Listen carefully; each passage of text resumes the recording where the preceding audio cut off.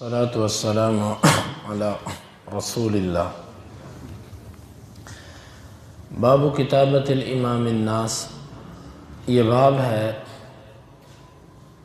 حاکم کا، امام کا، خلیفہ کا لوگوں کی نام لکھنے کے بارے میں، مردم شماری کے بارے میں۔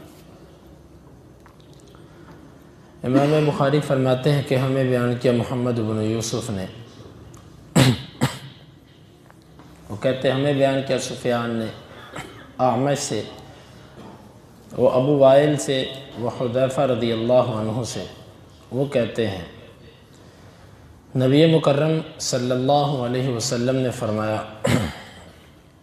اکتبوا لی من تلفظ بالاسلام من الناس، لوگوں میں سے جس نے بھی اسلام کا کلمہ ادا کیا ہے، جو اپنے آپ کو مسلمان کہتا ہے، میرے لیے اس کا نام لکھو۔ فَكَتَبْنَا لَهُ 1500 رجل،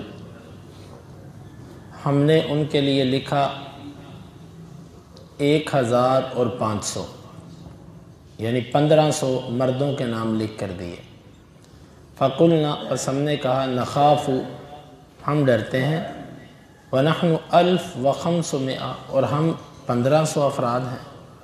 فَلَقَدْ رَأَيْتُنَا، پس تحقیق میں نے اپنے لوگوں کو دیکھا، ابتلینا، ہم آزمائے گئے، حتی ان الرجل لیصلی وحدہ وہو خائف، یہاں تک کہ یقیناً ایک آدمی اکیلا نماز پڑھتا تھا اس حال میں کہ وہ خوف میں ہوتا تھا۔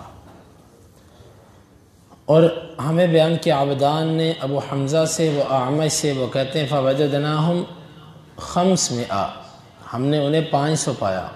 اور ابو معاویہ کہتے ہیں کہ ما بین 600 الی 700، 600 سے 700 تک۔ اس باب کا مقصد کہ امام اپنے مسلمان لوگوں کے نام اپنے پاس لکھ کر رکھے، تاکہ اس کو پتہ ہو کہ میرے مسلمانوں کی، میرے افراد کی تعداد کتنی ہے، جب بھی ضرورت پڑے۔ یہ مردم شماری بھی اسی کی ایک قسم ہے کہ ایک حاکم کو پتہ ہونا چاہیے کہ میرے ملک کے اندر کتنی رعایا بستی ہے، کتنے مرد ہیں، کتنی عورتیں ہیں، کتنے بچے ہیں۔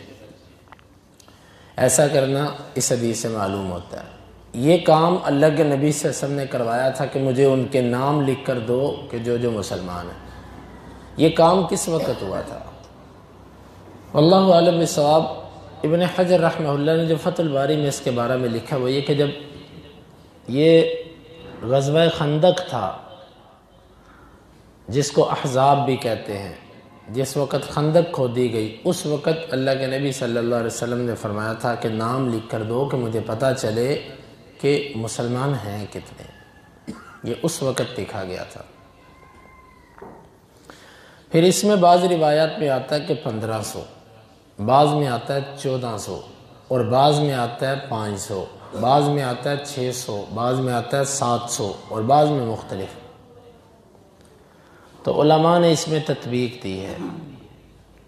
وہ کہتے ہیں کہ ممکن ہے 1500 سے مراد ہو کہ ٹوٹل مسلمانوں کی تعداد 1500 تھی، اور جہاں آتا ہے 500، اس کا مطلب ہے ان میں سے جنگجو 500 تھے، اور جہاں آتا ہے 600 اور 700، اس میں مراد یہ ہوگی کہ کچھ باہر کے مقامی مدینے کے مسلمانوں کے علاوہ باہر کے کچھ ڈال کے، یعنی علماء نے اس طرح تطبیق دی ہے کہ جہاں تعداد میں کمی بیشی ہے وہ کسی نہ کسی اعتبار سے ہے۔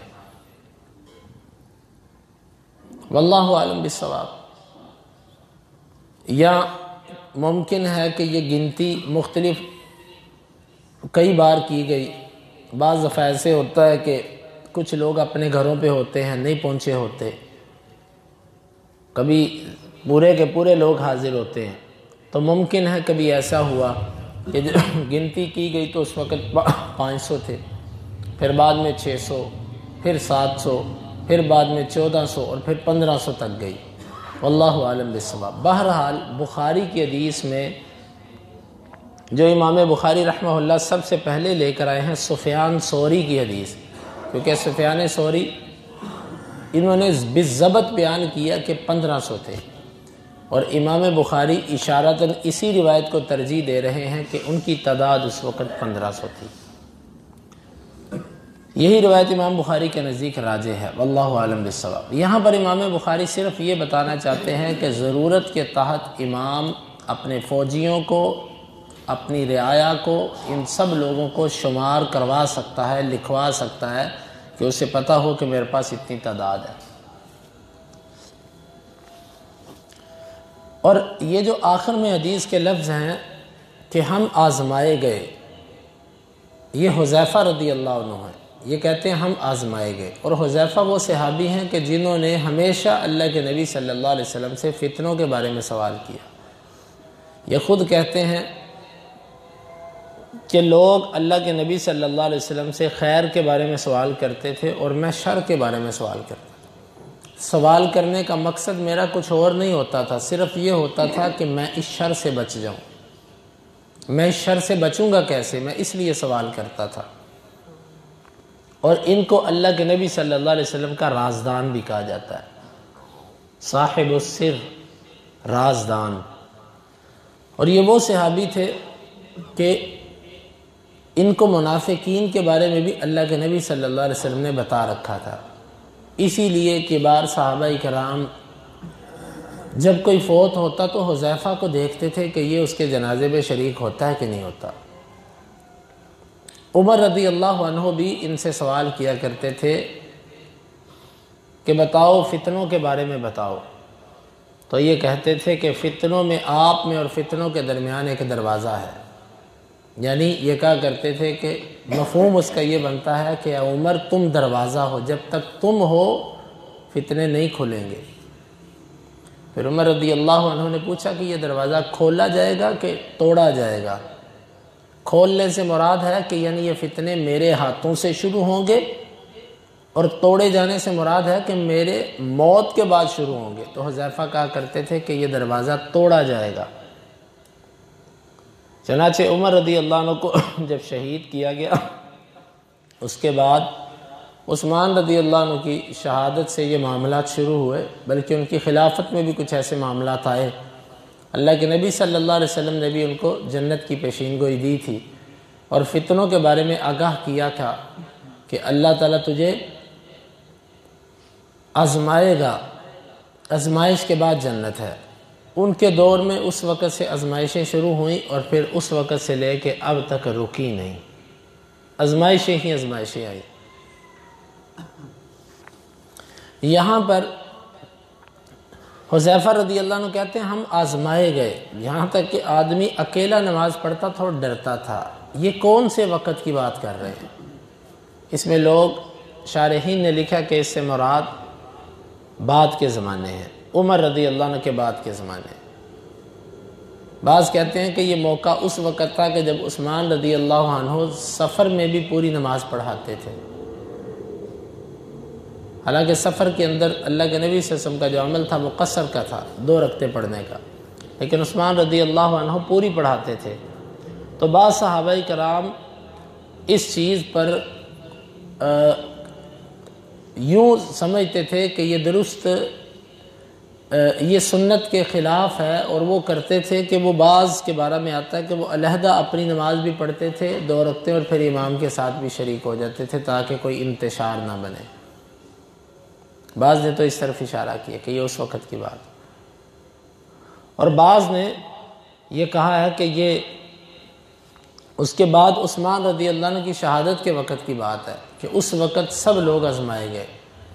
اور بعض ایسے خلفاء کی طرف اشارہ کیا ہے کہ جو ایسے امراء جو بڑے سخت تھے اور سنت کے خلاف چلتے تھے، اور صحابہ کرام ان کے دور میں انتہائی پریشان تھے، وہ پھر یوں کرتے تھے کہ اپنی اکیلے نماز بھی پڑھ لیتے تھے وقت پر، اور شر سے بچنے کے لیے ان کے ساتھ بھی شریک ہو جاتے تھے۔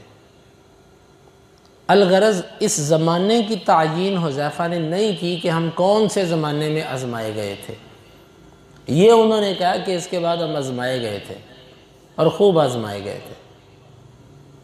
اب اللہ تعالیٰ بہتر جانتا کہ اس سے، کیونکہ آزمائشیں تو اسی وقت شروع ہو گئی تھیں جب عمر رضی اللہ عنہ کی شہادت ہوئی، اس کے بعد تقریباً کسی نہ کسی بات میں معاملات بنتے ہی رہے ہیں، اور پھر عثمان رضی اللہ عنہ کی شہادت کے بعد معاملہ بالکل ہی بدل گیا، کیونکہ امیر المؤمنین سیدنا وقرۃ عیوننا علی المرتضیٰ رضی اللہ عنہ کرم اللہ وجہہ، ان کی خلافت جب آئی تو اس پر امت مسلمہ کا ایک بہت بڑا گروہ متفق ہی نہیں ہوا، یعنی اس نے بیعت ہی نہیں کی۔ وہاں سے ہی یہ مسائل مزید بڑھ گئے، پھر جنگیں، اور پھر اس کے بعد معاملات تقریباً جن لوگوں نے اللہ کے نبی صلی اللہ علیہ وسلم کا زمانہ دیکھا تھا وہ حالات کا موازنہ اس زمانے سے کرتے تھے، تو اس لیے وہ کہتے تھے کہ یہ تو فتنوں کا دور ہے۔ کہاں اللہ کے نبی صلی اللہ علیہ وسلم کا پرامن زمانہ اور کہاں بات کے وہ کہتے تھے فتنوں کا زمانہ۔ اگر ہم آج ان زمانوں کو دیکھتے ہیں تو ہمارے نزدیک وہ زمانے بھی جنت ہیں، ہمارے نزدیک تو وہ گھڑیاں بھی ایسے ہی ہیں کہ جیسے ہم جنت میں جی رہے ہیں، کیونکہ اب جو کیفیت ہے الامان والحفیظ، اور پھر اس کے بعد تقریباً بنو امیہ کے بعد جو بنو عباس کا دور آیا، بنو عباس کے معاملات تو بنو امیہ جیسے مضبوط نہیں رہے تھے، یعنی ان کی حکومت تو پوری دنیا پر آئی نہیں جس طرح بنو امیہ کی تھی۔ بنو امیہ کی حکومت بڑی مضبوط تھی، بنو عباس کی ویسی نہیں رہی، اس میں معاملات پھر مزید کمزور ہوتے گئے، پھر آخر میں یہاں تک بات رہی کہ خلیفہ برائے نام ہوتا تھا، بس سب کچھ وہ جرنیلوں کے ہاتھ میں ہوتا تھا۔ تو یہ تو فتنے اس کے بعد آتے ہی رہے ہیں، لیکن حقیقت یہ ہے کہ پتہ نہیں اس سے کون سا فتنہ مراد ہے، کیونکہ حجاج کا جو زمانہ تھا وہ اس سے بھی وہ بڑا سخت فتنہ تھا، لیکن اس میں حذیفہ رضی اللہ عنہ زندہ نہیں تھے اس زمانے تک۔ حجاج کا زمانہ بڑا سخت تھا اور یہ انتہائی بے ادب آدمی تھا، حتیٰ کہ انس رضی اللہ عنہ کے بارے میں بھی یہ بڑی اس نے بے ادبی کی۔ پھر انس رضی اللہ عنہ نے خط لکھا عبد الملک کو کہ اگر آج کوئی عیسیٰ علیہ السلام کا خادم ہوتا نا عیسائی، تو عیسائی اس کو اپنے سر پہ بٹھا کے رکھتے، اس کی بڑی عزت کرتے۔ میں نے نبی صلی اللہ علیہ وسلم کی 10 سال خدمت کی اور یہ شخص میرے ساتھ اس طرح بات کرتا ہے۔ تو اس کے بعد پھر عبد الملک نے اس کو بڑا سخت خط لکھا، بڑا اس نے اس کو ڈانٹا بڑی سختی سے کہ اگر تو اپنا رویہ تبدیل نہ کیا تو میں تیرے ساتھ پھر ایسے سے ایسے کروں گا کہ تو یاد کرے گا۔ پھر اس نے معذرت کی انس رضی اللہ عنہ سے، تو بے ادب تھا وہ یہ جو تھا حجاج۔ اسی طرح صحابہ کرام کے بارے میں تبرہ، اور سب سے بڑی جو مصیبت تھی ان لوگوں کے اندر، یہ سب کے سب ناصبی تھے۔ ناصبی کون ہے؟ جو اہل بیت سے بغض رکھتا ہے۔ یہ علی المرتضیٰ رضی اللہ عنہ کے بارے میں اور ان سے بغض رکھنے والے لوگ کہتے ہیں بنو امیہ کے سب خلفاء ناصبی تھے سوائے عمر بن عبدالعزیز کے۔ عمر بن عبدالعزیز واحد تھا جو ناصبی نہیں تھا، باقی جتنے تھے تقریباً ان میں سب سے بڑی جو خرابی تھی نا وہ یہ ناصبیت کی تھی، وگرنہ ان کی حکومت جو تھی بڑی زبردست تھی۔ بنو عباس کی مضبوطی اس کے مقابلے میں کچھ بھی نہیں تھی، بنو امیہ کے پاس مضبوطی بہت تھی۔ انتظام و انصرام اور اسلام کی جو فتوحات اور جو علاقے فتح ہوئے یہ سب کے سب بنو امیہ کے دور میں ہوئے۔ بنو عباس کے دور میں تو وہ علاقے باقی بھی نہیں بچائے گئے، وہ تو اب علاقے ہی چھن گئے تھے جو بنو امیہ نے فتح کیے تھے۔ لیکن اگر ہم یہ دیکھیں کہ بنو عباس کے اندر ناصبیت نہیں تھی، بنو عباس کے جو خلفاء تھے یہ علی رضی اللہ عنہ سے محبت کرنے والے تھے۔ لیکن ایک اور مصیبت ہے جو ان کو پتہ ہے کہ جنہوں نے تاریخ کا مطالعہ کیا کہ اہل بیت پر ظلم بنو عباس سے بھی بڑا کیا۔ انہوں نے بھی جتنے حسن اور حسین رضی اللہ عنہ کی اولاد کے تھے، ان کے پوتے پڑپوتے اور ان کی نسلیں، انہوں نے بھی ان کو یا تو قتل کروایا یا ان کو جیلوں میں ڈالا کہ کہیں ہم سے خلافت نہ مانگ لیں۔ کم انہوں نے بھی نہیں کی، لوگوں کو یزید یاد ہے صرف، حقیقت میں انہوں نے تاریخ پڑھی نہیں ہے کہ اگر بنو امیہ نے اہل بیت کے ساتھ جو کیا نا وہ تو ایک کربلا کا واقعہ ہے۔ اس کے علاوہ کوئی ایسا حادثہ نہیں ہوا، اس کے علاوہ وہ ڈرتے ہی رہے ہیں پوری خلافت میں، انہوں نے ہاتھ نہیں لگایا، ہر کوئی منع کرتا رہا کہ ان کو نہیں چھیڑنا، تم نے اہل بیت کو ہاتھ نہیں لگانا، لیکن یہ جو بنو عباس آئے تھے انہوں نے تو ڈٹ کر چن چن کر مارے تھے، اہل بیت کے جتنے بھی سرکردہ افراد تھے انہوں نے مارے تھے۔ تو بہرحال یہ فتنوں سے بات نکلی اور کس طرف چلی گئی، صحابہ کرام کہتے ہیں ہم آزمائے گئے، لیکن آزمائش کے زمانے کا علم نہیں، واللہ عالم، پتہ نہیں کون سے زمانے کی وہ بات کر رہے ہیں۔ اس کے بعد امام بخاری فرماتے ہیں کہ ہمیں بیان کیا ابو نعیم نے، وہ کہتے ہیں ہمیں بیان کیا سفیان نے، وہ ابن جریج سے، وہ عمر بن دینار سے، وہ ابو معبد سے، وہ ابن عباس رضی اللہ عنہما سے، وہ کہتے ہیں جاء رجل الی النبی، ایک آدمی اللہ کے نبی صلی اللہ علیہ وسلم کی طرف آیا، فقال یا رسول اللہ، اس نے کہا اللہ کے رسول صلی اللہ علیہ وسلم انی کتبت فی غزوۃ کذا و کذا، میرا نام فلاں اور فلاں غزوے میں لکھ دیا گیا، وامرأتی حاجہ، اور میری بیوی حج کرنے جا رہی ہے، قال ارجع فحج مع امرأتک، واپس جاؤ اپنی بیوی کے ساتھ حج کرو۔ اس حدیث کی وضاحت تو پیچھے گزر چکی، اس حدیث سے امام بخاری کا یہاں استدلال ہے کہ میرا نام فلاں غزوے میں لکھا جا چکا ہے، یعنی آپ فوجیوں کے نام لکھا کرتے تھے، ان کے نام اپنے پاس رجسٹر میں محفوظ کیا کرتے تھے کہ یہ جنگجو ہیں جو جنگ پر جا رہے ہیں، تو یہ لکھ لینا ایک مسنون عمل ہے، ضرورت کے تحت ایسا کرنا چاہیے۔ اللہ تعالی ہمیں یہ سمجھنے کی اور عمل کی توفیق عطا فرمائے۔